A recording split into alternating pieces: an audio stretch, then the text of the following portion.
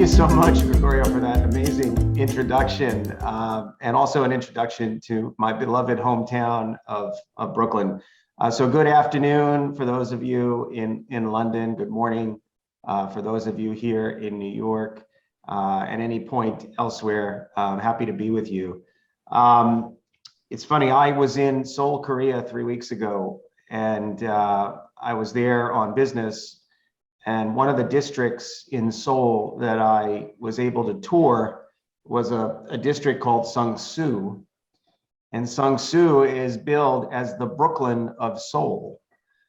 So this is an interesting development for me, that Brooklyn has become an international brand. In fact, we met with the leadership at KEYNOTE University, which is their engineering school, and two of the deans told me that both of their kids are studying and living in Brooklyn, New York. So can I watch out for them? So I'm happy to do that for any of you if you've got kids who are here in Brooklyn. It seems like every millennial wants to do a tour of duty here in the borough of Brooklyn. But as Gregorio says, you know, we'd be the fourth largest city in the United States if we were our own city. But in terms of our economy, we're a small business economy. We have 62,000 businesses, 84% have less than 10 employees. So put it in perspective, we're a small business chamber of commerce. We are the largest chamber in New York State, but we are a small business chamber of commerce. Now, small businesses in New York City contribute almost half, 49% of all jobs to New York City's economy. So, you know, where many of you might know the financial sector, some tech, some biotech, and real estate sectors are the big corporate sectors here in New York City. Small businesses still contribute significant employment and economic growth.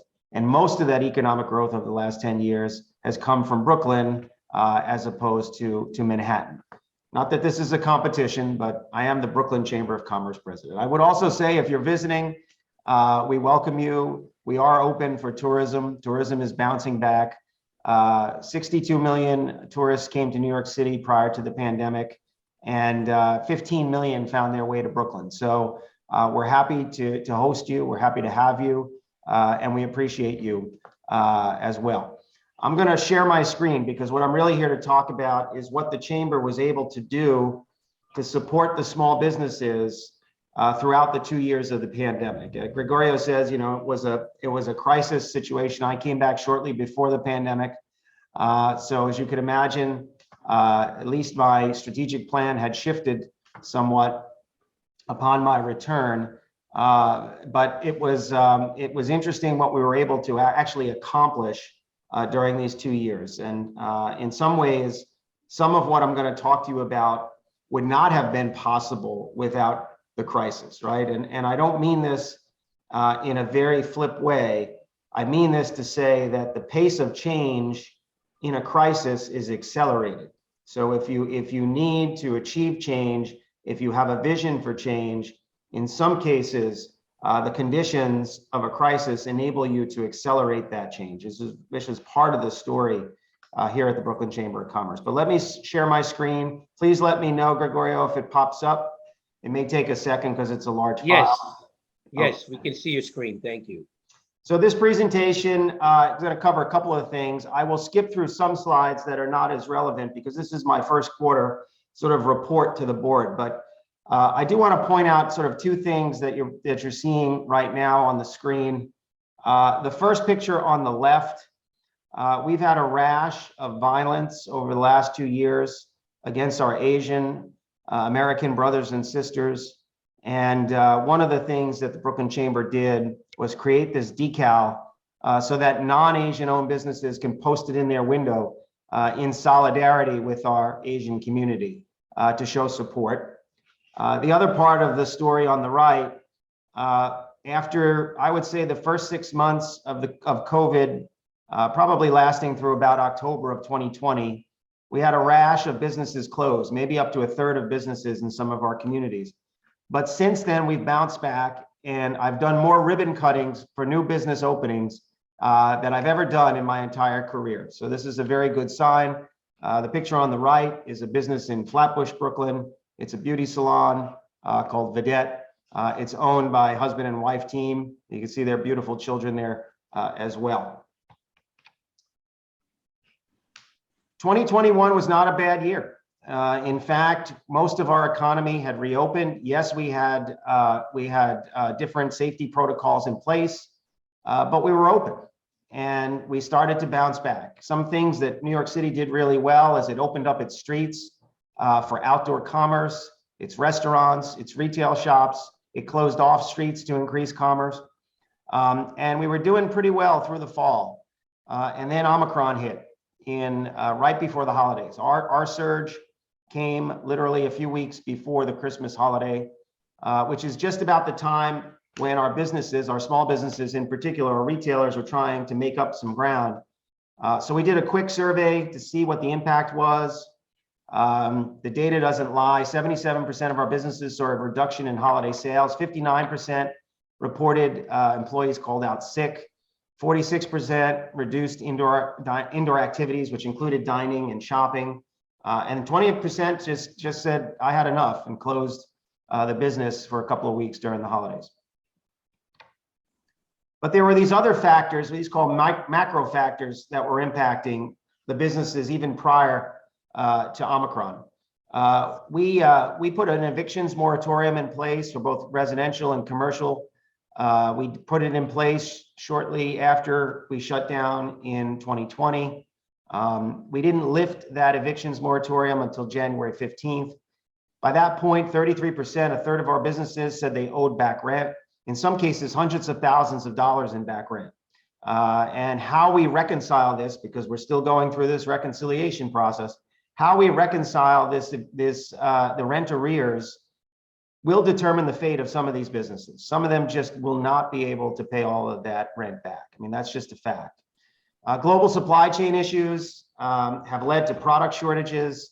And I will tell you, it's everything from nuts and bolts at your local hardware store to Mercedes-Benz. Mercedes-Benz of Brooklyn reported they couldn't get shipments of luxury cars in. So supply chain issues were real. They impacted Brooklyn. They impacted our businesses.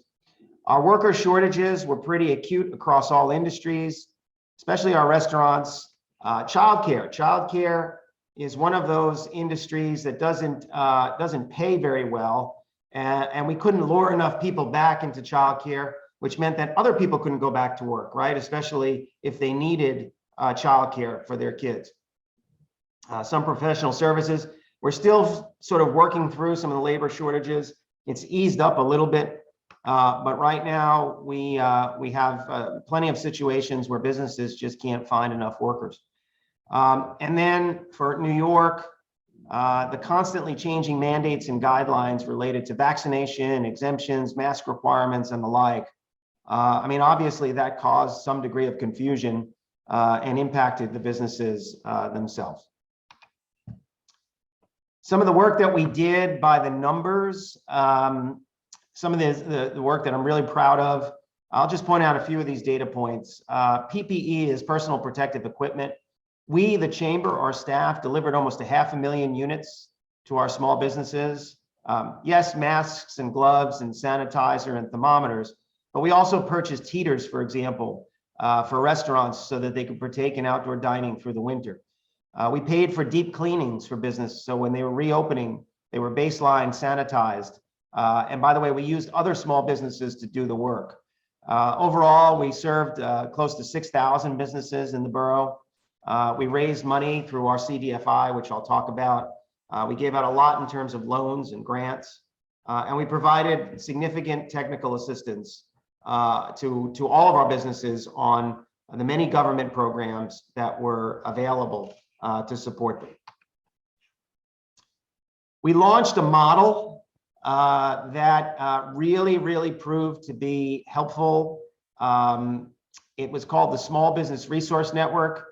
To put it succinctly, it was a case management model, but for small businesses. So I borrowed a little bit from the social services community. Basically, we knew that when we reopened, our small businesses would need help on the ground where they were at. They were not going to go downtown to a government facility. They had to roll up their gates. They had to serve customers. They had to get back online. So we needed to be where they were. We needed to have business recovery specialists in the field. And we launched this program. We found a citywide funder. It launched in October of 2020. All 5 chambers of commerce in New York City partake.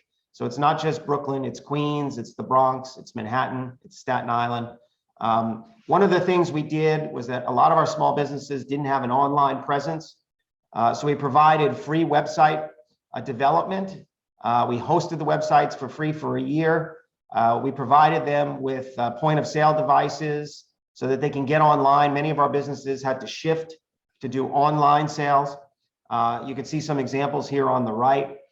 Through this program, we created 300 small business websites, but the main services we provided, the technical assistance support, access to financing, marketing assistance, pro bono legal advice, especially for businesses that were looking to renegotiate leases, business coaching, all of it was sort of part of the package. We were the outreach and assessment teams. We were the teams in the communities. We were connecting the businesses to other third-party providers who can actually deliver upon what they needed. We have a lending arm. It's called Brooklyn Alliance Capital. In the United States, it's called a Community Development Financial Institution, CDFI. It was chartered in 2017. We didn't have 2 nickels to lend when we first launched, but because of the pandemic, we did a crowdfunding campaign. I raised $750,000 to support small businesses. And then I learned that the more you lend, the more you're eligible for. So in 2021, we were actually eligible for additional capital to support our local business communities. And one of the things we launched, thanks to the Joe and Clara Sy Foundation. Joe and Clara Sy are the owners of the Brooklyn Nets, which is our signature basketball team, professional basketball team here in Brooklyn. They had made a commitment to social justice lending and support through their social justice fund. We launched a specialized loan program for BIPOC-owned businesses that did not rely on the 3 things that generally keep minority businesses out of financial markets. Didn't rely on credit scores, didn't rely on collateral, and it didn't rely on guarantors. It's a character-based lending model. It does require that the business had been in business prior to COVID. It's restart capital. But in essence, we were just requiring a business plan as well as a reference from the community, right? A pastor, a religious figure, another business owner, a community board representative. And the reality is a lot of these businesses had been operating prior to the pandemic. Maybe their business practices were not up to snuff. Maybe their payroll wasn't in order. Maybe their taxes weren't filed appropriately, but they were doing business. And the only reason they were shut down was because government shut them down due to COVID. So this was a way to even out the playing field. We were seeing businesses that were formerly owned by people of color closing permanently, and new businesses were reopening, which is a good thing, but many of those owners did not look like people of color. They were white entrepreneurs who had access to friends and family capital. So this was our program to try and level the playing field to ensure that some of our really important BIPOC businesses in our communities were able to get the capital that they needed to restart. A couple of our corporate partners stepped up, a couple of grant programs. I heard so much when I was out and about, did 44 commercial corridor tours. We need grants, not loans. There were a lot of businesses that said we were already over leveraged. There weren't a lot of grant options from the government, but there were some of our corporate partners. We got hit with a hurricane in September of 2021, Hurricane Ida. It also wreaked havoc with some of our businesses. We gave out some grants specifically for businesses that were impacted by Hurricane Ida. We also had another grant program, Cross River Bank, which we do 2 $10,000 grants per month. I just got the signal that I'm running out of time, Gregorio. So if I only got a few more minutes left, I'll breeze through some of this other stuff, but you'll give me the cue when you need to cut me off. Neighborhood development. This is about long-term.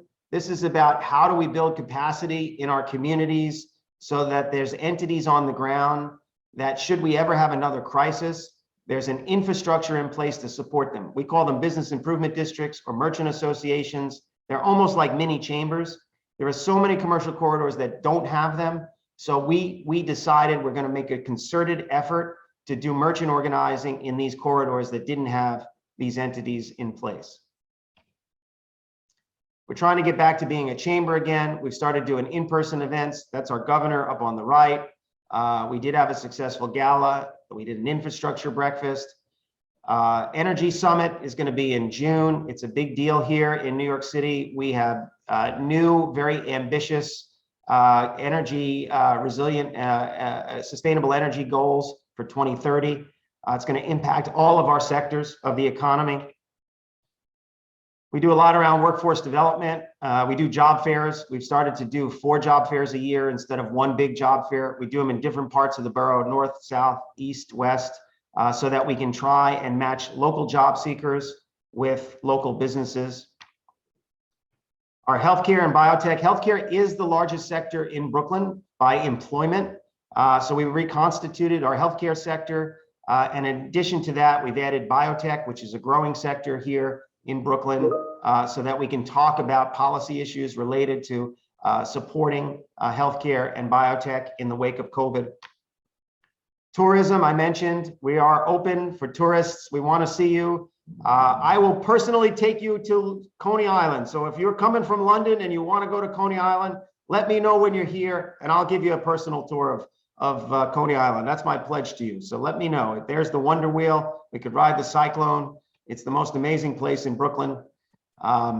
We do a lot around advocacy. We take our elected officials to different commercial corridors. By the way, you probably noticed a very heavy Caribbean influence here in a lot of our businesses. The Caribbean community is one of our most entrepreneurial communities. Probably per capita has more businesses owned by Caribbean entrepreneurs in Brooklyn than anywhere else outside of maybe the Caribbean. So you're going to see a lot of that because we do a tremendous amount of work in the Caribbean community. We're doing a lot around infrastructure. Governor announced the potential new rail line here in Brooklyn, which would significantly bring rail access to a part of Brooklyn that doesn't currently have good public transit. We do a lot around the press. And then I'll end with this because this is an international conference. I was in South Korea in part because of some of the international work that we're doing with Seoul, specifically the city of Seoul. But we have got 4 other active partnerships. Ghana, West Africa. In fact, we were supposed to do a trade mission to Ghana in 2020. That's gotten delayed. Since then, we've hosted both the Export Bureau and Trade Bureau, as well as the Tourism Bureau. Dubai, we're doing some work with Dubai. We actually do some work with the United Kingdom as well. So we're really proud of some of the international partnership work. And I'll just end here because I know my time is up. I do believe the worst is behind us. We're going to transition back to being a chamber again.